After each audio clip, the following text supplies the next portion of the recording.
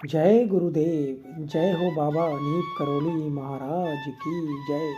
साथियों नमस्कार, स्वागत है आप सभी का आपके अपने YouTube चैनल पर।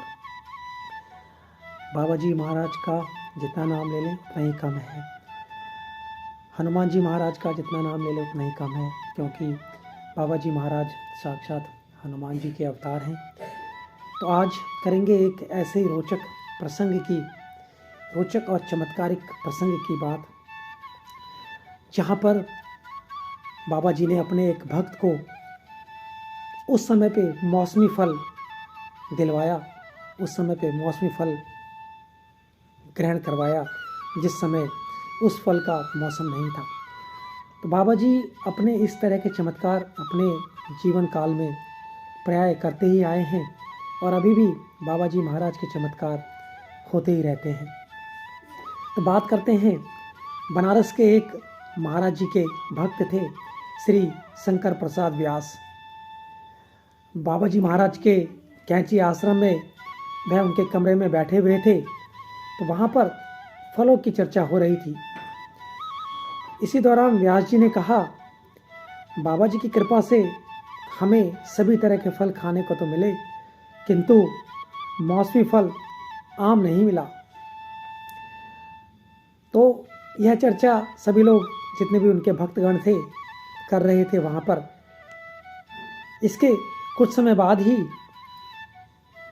वे महाराज जी के पास आए, श्री शंकर प्रसाद जी, और श्री शंकर प्रसाद जी को देखते ही महाराज जी बोले, आम खाने को नहीं मिला। तो श्री व्यास जो थे वो बाबा जी की बात सुनकर बहुत उन्हें लज्जित महसूस हुआ और चुपचाप बाबा जी महाराज के पास बैठ गए, जबकि वहाँ पर अन्य लोग भी बैठे थे। उसके पश्चात थोड़ी ही देर बाद एक बाबा जी महाराज का भक्त और आता है और उनके पास आम की टोकरी लेकर उपस्थित होता है। वह टोकरी महाराज जी को अर्पित करता है।